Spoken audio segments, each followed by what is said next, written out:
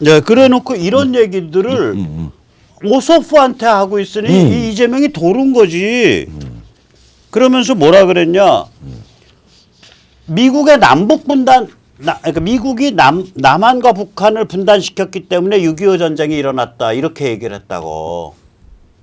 그리고 아니 미국이 분단을 시켰으면 일본을 분단시켰어야지 왜 한국을 분단시켰습니까? 그러니까 이게 돌아버리는 소리가 진짜 이건 이 사람은 어디서부터 어디까지 이게 머리가 꼬여 있는지 모르는 일이 아니 우리 정확히 아는 거 아니에요? 뭐냐면 추전선은 결국 그거 아니에요? 아니 그러니까 38선은 원래 38선도 아니지 한국 전체를 한반도 전체를 원래 소련한테 내줄라 그랬잖아요 미국이. 왜냐하면 이게 얄타회담이죠. 왜 그러냐면 유황도 이런 거 하나 점령하는데 미군 2만 명씩 죽어요. 1만 명씩 죽어. 그때 그 섬 하나 당시에 점령하는데. 조선과 만주에 그다음에 중국에 소위 일본의 관동군이 130만이 건재했습니다. 130만 건재하면요. 미군 병사 천만이 있어야 되는 거죠. 100만 죽어야 돼. 100만. 100만 죽고 1000만이 있어야 된다는 얘기죠. 본토도 마찬가지야. 몇백만 죽어요. 그리고 동경과 일본의 주요한 도시에 대해서 끊임없이 공습을 했는데도 일본이 항복할 이유가 없었단 말이에요. 네, 그러니까 조선반도와 그다음 조선과 만주와 일본 중국의 아주 노른자의 땅에 관동군이 130만이 있었어요. 네, 그러니까 안 물러나니까 소련 끌어들여서 지상전은 소련 시키고 그렇죠. 그렇게 하려면 모든 대가를 다 지불해야 되거든. 그러니까 이 소련한테 퍼준다 한 거예요. 그때는 원폭이 아직 완성이 안 됐을 때니까. 그때 이제 그러다가 이제 원폭 떨어뜨려 놓고 선 싹어서 38선 이남은 자유세계 이렇게 해서 38선 이남이나마 건져낸 사건이라고 이게. 그래서 그게 얄타 회담 때 얼마나 스탈린이 후흑했으면 얼마나 이 말하자면은 이 포커페이스를 했나면은 급하게 루즈벨트가 달려가서 이제는 이 세계 대전을 끝을 내야 되는데 또 다시 그러니까 소련군이 필요하다, 육상전이 필요하다, 일본 관동군을 제압하고 무장 해제하려는데 소련이 핵심적인 역할을 해달라라고 해서 요청을 하러 갔어요 사실은. 그리고 거기에 대한 합의를 했는데 합의를 하기 전에 스탈린이 그러면 우리한테 뭐 줄래? 그러니까 차마 중국 준다는 얘기 못 하고. 중국 준다는 못 하고. 한반도 중국. 1905년 러일 전쟁 때 구러시아가 일본한테 말하자면 넘겨주었던 세력권을 주겠다고 한 거예요. 그렇지. 거기 안에 이제 한반도가 들어가는 거예요. 거기에 이제 만주와 그 다음에 딱 그 노른자이가 다렌 지금 중국의 대련항 그 다음에 옛날 여순이죠. 그 다음에 우리 한반도가 조선이 들어갔습니다. 근데 그걸 쓰지는 않았어요. 쓰지 않고 나중에 원폭 떨어뜨리고 나서 확 바꿔버렸죠. 그렇죠. 이제 그걸 그래서 중국에서는 국민당 지원해가지고 반공투쟁 계속 간 거고 이제 한반도에서는 38선거 갖고 남쪽이라도 확보한 거고. 이 정도를 알면은 지금 일본을 그렇게 철천지 원수라고 생각하는 거 나도 생각하지만 그런 국제적인 역사적인 맥락을 최소한의 부분을 아마 배웠을 건데 그걸 의식한다 그러면 이런 방식으로 이야기하는 거는 정말 그러니까 미국이 올마이티 그러니까 전능하지를 않단 말이죠. 전능하지 않죠. 특히 일제의 그 무시무시한 정말로 그 필사의 교구사의 옥쇠로 정신으로 각오한 이 지상군에 대해서 공포란 말이에요. 저 얼마나 많이 죽어야 되냐. 오키나와 때 2만인가 3만 죽었어요. 근데 그때 섬 하나 점령할 그때 아마 이재명과 그 일당들은 이 소비에트를 굉장히 숭상할 거예요. 근데 그 얄타회담의 약속을 스탈린이 안 지켰어요.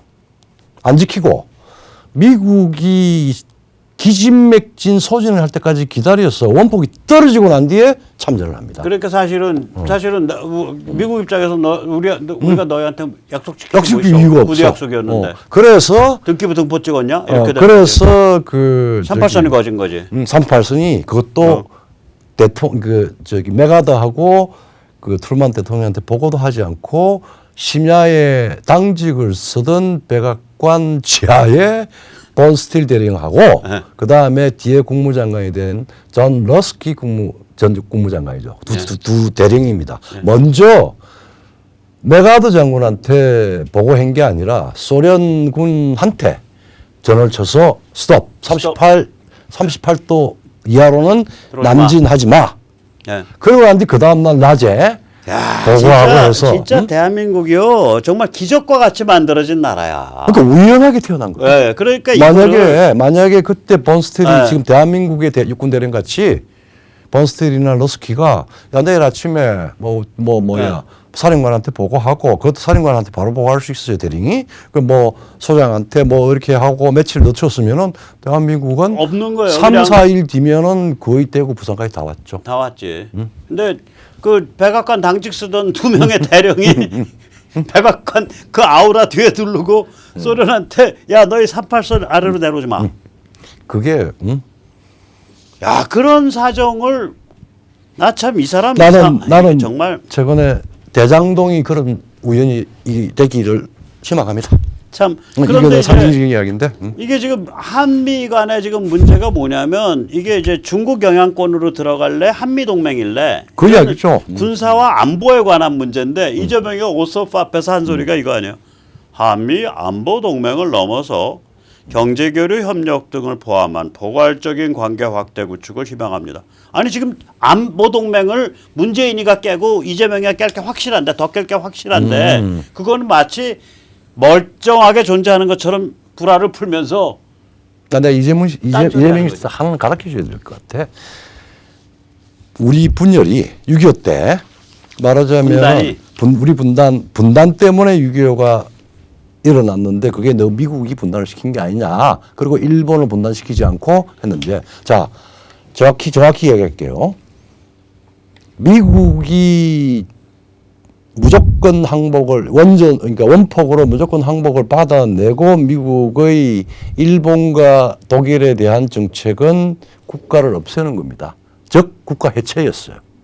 근데 스탈린이 1947년에 폴란드에서 진주를 하고 안 나갔습니다. 그다음 두 번째, 그 뒤에 1950년에 김일성이를 시켜서 남침을 시켰어요.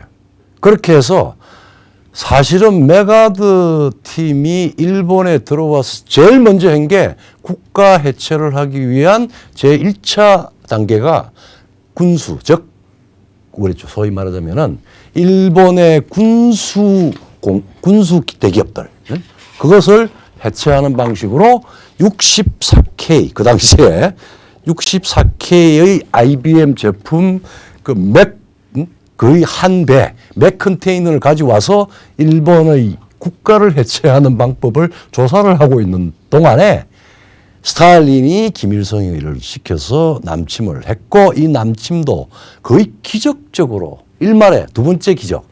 스탈린이 좀 대차게 나와가지고 유엔 안보리에서 아예 비토 즉 유엔군을 동원하는데 우리는 명시적으로 반대한다라고 하는 거부권을 행사했으면은 유엔군도 못 만들었을 겁니다. 근데 스탈린이 혹시 원폭을 얻어맞을 수 있다라고 하는 여러 가지 이유 때문에 그리고 워낙 미국이 셌기 때문에 그것을 의뢰하고 테스트를 한 게 비토를 안 하고 거부권을 행사를 안 하고 불출석을 했어요. 근데 그 불출석이라고 하는 거는 거부권이 아니니까 미국의 원한 대로 안보리에서 유엔사가 조직되죠. abstention is not veto.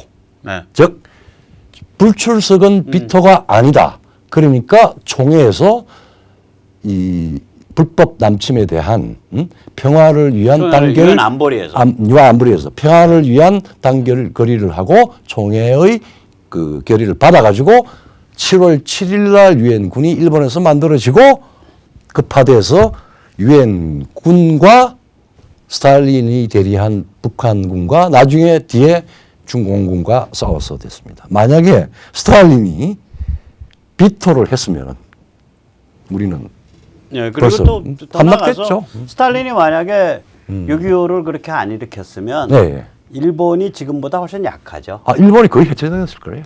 해체까지 뭐 해체까지 안 하더라도 하여튼 지금 왜냐면 원래는 일본을 그러니까 텐노를 없앨라 그랬지. 그렇죠. 예. 근데 메가더가 반대했어요. 메가더가 반대를 했다고. 텐노를 유지시켜야 이 사회가 유지된다. 안 그러면 이건 개판 난다. 어쨌든 간에 그래서 사실은 남북한 분단이 열전으로 갔고 열전이 지금까지 네. 이 말하면 전복전이 계속되는 서로가 서로를 뒤집으려고 하는 전복전이 계속되는 이 상황이 됐고 어쨌든 간에 서로가 서로를 뒤집는 게 아니라 북한이 남한을 뒤집는다는. 뭐 그리고 우리는 말로는 뭐 평화통일 저 자유통일하자 뭐 이런 식으로 통일을 하자 뭐 이렇게 돼 있잖아요. 그러니까 아니 그것도 그런, 문재인은 아니고. 문제는 아니고 제야만 그렇지. 제야만, 제야 일부. 그렇죠. 어쨌든 간에 예. 최소한 나는 무지를 드러내는 것은 좋은데 무지도 수준이 있습니다. 아니 저는 이재명이 이렇게 본색 드러내서 잘했다. 그런가요? 너 그새 못 찾고 당신 그새 못 찾고 오소프 만나가지고 분단의 원흉은 미국이고 6.25의 원흉도 미국이고 대장동 그다음에 군사 동맹은 내가 깨든지 말든지 넌 상관도 말고 우리 그냥 뭐 경제나 뭐 좀 챙기고 그러고 살지. 결국 이 소리란 거예요. 그럼 듣는 오소프 입장에서 둘 중에 하나네요. 혹은 둘 다거나. 쟤 굉장히 위험한 바보네. 위험한 바보. 그리고 나를 바보로 보네. 나를 바보로 보내. 둘 다야. 그리고 오케이 알았어. 알았어. 다루기 그거. 쉽겠네. 이렇게. 오케이. 오케이. 내가 너 감옥 가면 영치금 보내줄게. 뭐 거의 그러구나. 그러고 빠이빠이였을 것 같아. 그렇죠. 맞아요. 자 윤석열도 만났습니다. 윤석열은 이제 오소프랑 크리트 브링크를 한꺼번에 만났어요. 둘이 같이 찾아왔어요 윤석열한테. 굉장히 준비해서 이야기를 했는데 제가 한번 읽어볼까요? 예. 윤석열이 바로 지금 이제- 아까 한 두세 시간 전에 밝혀졌는데 예. 한미동맹은 전통적 안보뿐만 아니라 보건, 행정, 기후협약, 첨단 디지털 기술 등 포괄적인 동맹의 중요성은 아무리 강조해도 지나치지 않다. 포괄 동맹이라고 하는 거예요. 그다음에 이재명은 이제 군사 동맹에서 경제 동맹으로 가도 되겠네 이 이야기를 브린트한테 했습니다. 근데 그 얘기가 이제 그 다음번 문장이 중요하죠. 그래서 이 대부분의 포괄적인 동맹의 초석이 예. 안보 동맹이다 이 소리잖아. 그렇죠. 예. 대부분의 한국인들은 한미 안보 동맹이 한국의 경제 성장과 번영에 크게 기여하는 것으로 받아들이고 있다. 핵심적인 멘트죠. 네, 그렇죠. 그리고 미국이 우리나라의 민주주의 발전에 많은 긍정적인 영향을 줬다. 이건 네. 본인의 판단이고 국민들의 다수 우파 국민들의 판단을 이야기하는 거고 민주주의와 인권의 가치를 공유하는 미국 그리고 전 세계 국가들과 확실한 연대로 즉 인권과 민주주의의 연대 미국을 위시한 전 세계 소위 말하자면은 문명 연대라는 이야기죠. 문명 연대 가치 연대죠. 가치 연대죠. 그리고 글로벌 그 연대로 해서 기초로 해서 글로벌 이슈들이 잘 해결되길 바라고 한국은 이에 적극적으로 참여해야 한다. 그러니까 이제 가만히 저 문장의 그 구조를 보면 예, 그 예. 메시지의 구조를 보면 한국과 미국은 전방위적 포괄적 동맹 관계인데 예, 예. 이 전방위적 포괄적 동맹의 안고가 안보 동맹이다. 안보 동맹이다. 그렇죠. 예. 이거 중요하다. 예. 그다음에 두 번째로는 민주주의와 인권이라는 가치를 공유하는 가치 동맹, 문명 동맹으로 가야 된다. 한미가. 그래서 전 세계 문제를 같이 해결하가죠. 그러니까 정상적인 얘기를 한 거예요. 정상적인 정상적인 얘기인 거예요. 네. 저 정도 얘기를 해야지. 그렇죠. 최소한 저 정도 얘기는 해야 되는데 지금 이 이재명이는 내가 보기에는 완전히 그 엑스포 당할 것 같고 윤석열 후보는 좀 정상이네. 정상이네. 뭐. 최소한 정상인의 평가를 받았을 것 같아요. 그래서 사실은 저는 윤석열 후보의 최대 적은 윤석열 자신이라고 봐요 이제는. 이제 그렇죠. 예. 이게 후보 진영이 지금 고도비만 증세라고 저는 보거든요. 그렇죠. 뭐 여러 가지 뭐 조금 예. 담지 말아야 될 표현들이 뭐 나오는데 그게 사실 고도비 우리가 좀 조금 이제 그러니까 좀 이제 병리학적으로 보면 고도비만이에요. 사람은 버글버글해. 뭐 캠프도 버글버글해. 화려하고. 근데 시스템이 안 돌아가. 그렇죠. 예. 그래서 뭐 개사진 이런 거 나오고. 그렇죠. 그래도 해버렸다. 그다음에 김재원도 말인즉슨 큰 실수가 아닌데 이게 아다르고 어다르다 말이에요. 그렇죠. 예.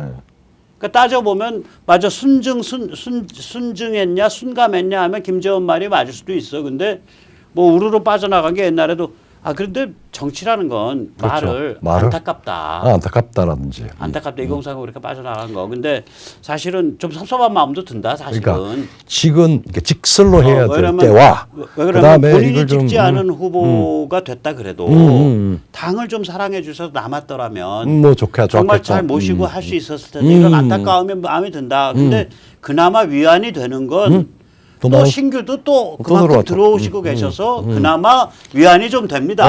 말을 그렇게 해야지.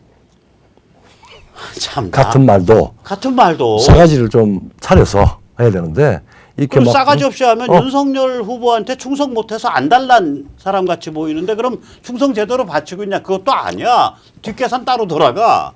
결국은 모든 정치 행위의 중요는 결과란 말이에요. 네. 그래서 자기들이 어떤 싸움에서 어떤 결과를 낳을 걸 생각을 해서 분별심 있게 어떤 경우에는 필요한 경우에는 싸가지 없는 직설을 해야 될 때도 있어요. 근데 어떤 경우에는 특히 자기들 지지자들이나 혹은 지지자라고 생각한 여러 가지 문제 있을 때는 그걸 상당히 가려서 잘 신중하게 하면은 자기하고 이 소리를 다투는 사람도 설 품어주는 그런 말을 충분히 골라낼 수가 있죠. 네.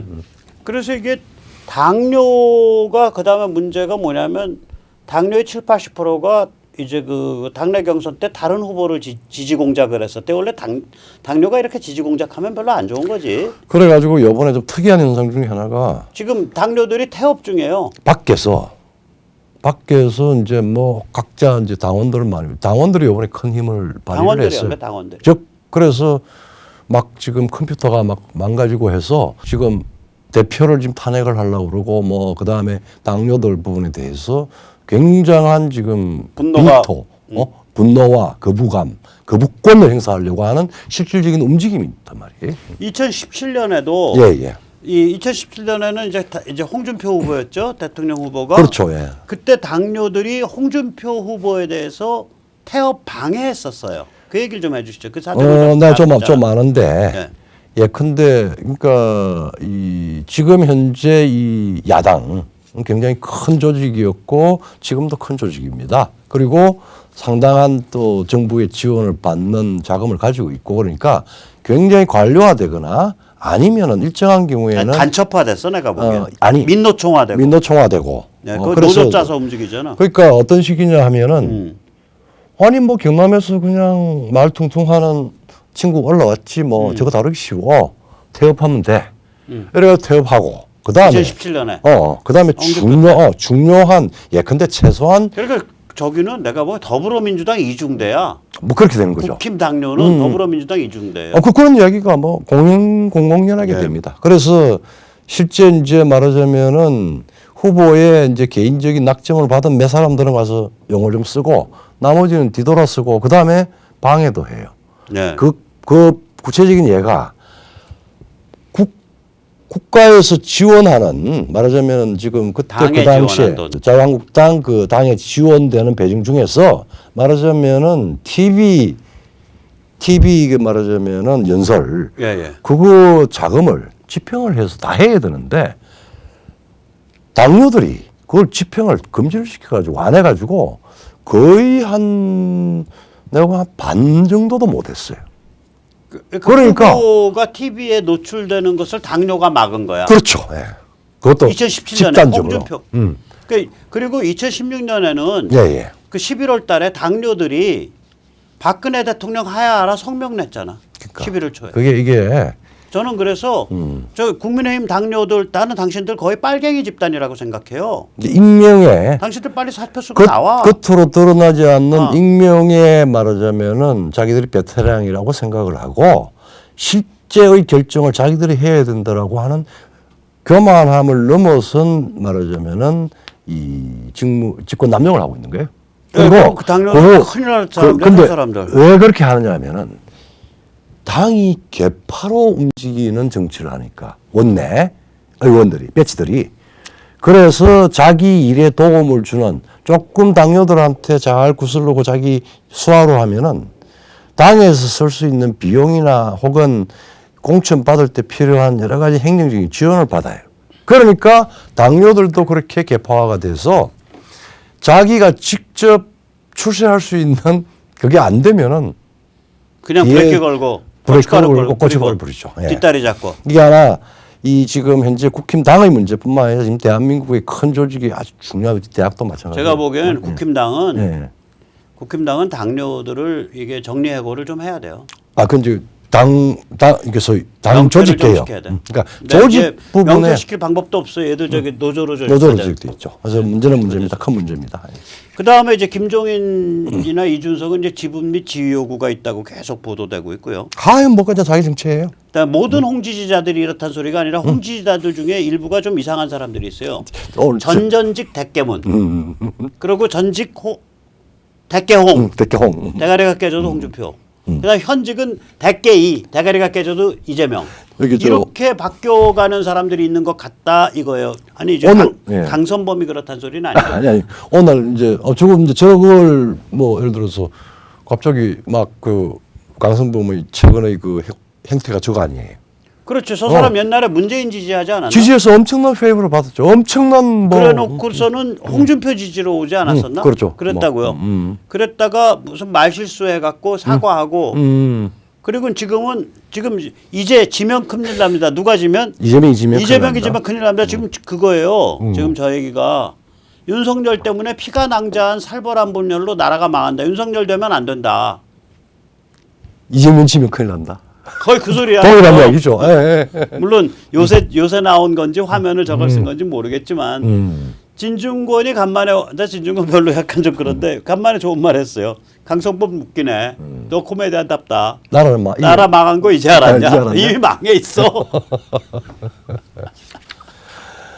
아이고 그다음에 이제 예. 구체적으로 뭐 최근에 이 윤해부 캠프 쪽에서 문제 좀 많이 있었죠. 예, 윤석열의 이제 자타칭 군사 부문 브레인, 군사 안보 부문 브레인, 자타칭 뭐 그런 사람이 있어요. K모 씨라고. 예. 이 사람 장막 치고 어깨 싸움으로 실력 있는 전문가들, 외교, 안보, 군사 분야 전문가들 다 밀어서 밖으로 내쫓아 버렸잖아. 그러니까 이게 이제 사실은 권력 이제 사실은 뭐 이게 이제 대통령 이게 동창이라는 거 아니에요. 그렇지, 중학교인가 그러니까. 고등학교인가. 그러니까 이게 이제 시스템을 잘 만들어야 되는 게 예. 이건 뭐 왕조든 혹은 민주주의든 간에 한 뭐 위임받은 민주주의적 권력이든 네. 혹은 왕조 원래 자기 거 권력이든 권력을 운용하고 통치를 한다라고 하는 거는 사실은 척근에 포획되면은 스스로가 죽어요. 이제 아무튼 윤석열 최대의 함정은 윤석열이에요. 그러니까 그 부분은 이제. 염두에 두고 그다음에 이제 이 경선할 때의 조직 전략 그다음에 이제 이 대회전 말하자면은 저기 이제 진짜 적수하고 이제 후보가 대통령 이제 선거전에 들어갈 때하고 다른 논리 다른 시스템을 가지고 가야 될 겁니다. 예. 이재명은 미국의 반미 인증을 했고 미국 초대형 이 최고 실권자들한테 반미 인증 나 반미예요 인증을 했고 윤석열은 지금 이제 이렇게 되면 판이 점점 윤석열 후보한테 유리하게 되는데 최대 함정은 윤석열 본인일 거예요. 그러니까 우리가 지금 아까 또 그다음에 저는 굉장히 이제 지난번에 벌써 한 2달 전에 우리가 이 공통 공약으로 삼아서 이야기를 해야 될 걸 이야기를 하면서 제일 먼저 이 탈원전 국민투표 이야기를 그러니까 잠깐 했었습니다. 국힘 경선 후보 간의 공통 공약. 공통 공약을 하라고 이야기를 했는데 어쨌든 간에 이제 이 단일화가 되었으니까 유일 후보가 되었으니까 그 후보가 이 문제를 생각을 하고 이 법률가들이나 정치학자들은 국민투표를 옛날에 박정희 대통령의 그 유신헌 법때 한 번 있었던 그 신임투표 때문에 국민투표를 마치 독재자의 도구로 생각하는데 지금같이 이미 나라가 거의 망했거나 이랬을 때 한번 해야 할 필요가 있죠. 주권자와 국가의 이 안위를 위해서 이 부분은 한번 할 대통령으로서 아주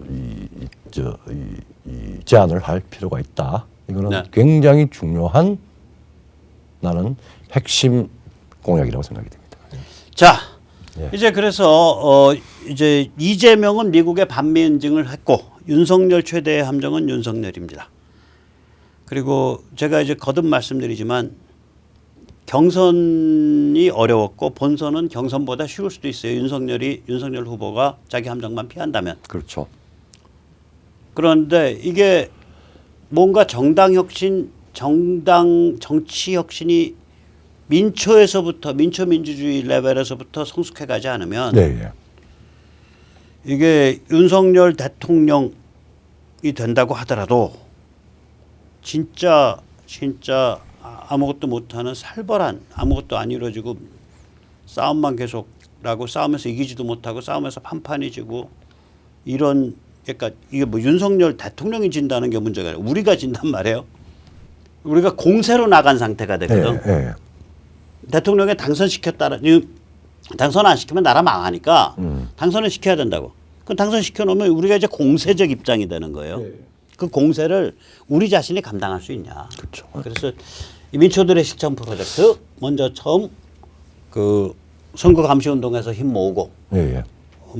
www.무선.kr 그리고 6월 9일 교육감 선거에서 교육감 후보 단일화를 위한 온라인 시민 경선단 구성하고 www.mychoice.kr 그리고 국민의힘에 대거 참여해서 평당원으로서 국민의힘을 밑에서부터 튼튼하게 만드는 그런 일들을 우리가 나서야 될 것 같습니다. 이번에 경선 과정의 가장 특이한 조서는 바로 당원들이 예. 공민화, 시민화됐습니다. 참여했습니다. 그런 국민화, 시민화 의식이 있기 때문에 그런 당원들이 생겨서, 네, 생겨서. 그런 당원들이 뭐 그게 이런 결론이든 저런 결론이든 결론을 만들어낸 거예요. 그렇죠. 맞습니다. 이거는 144만 4,040명을 모아놓고서 그거를 4.4.5부로 이재명을 만든 민주당에 비해서는 훨씬 더 성숙한 그렇습니다. 프로세스였습니다. 맞습니다. 예. 자, 오늘 여기까지 모시겠습니다. 네. 감사합니다. 고맙습니다.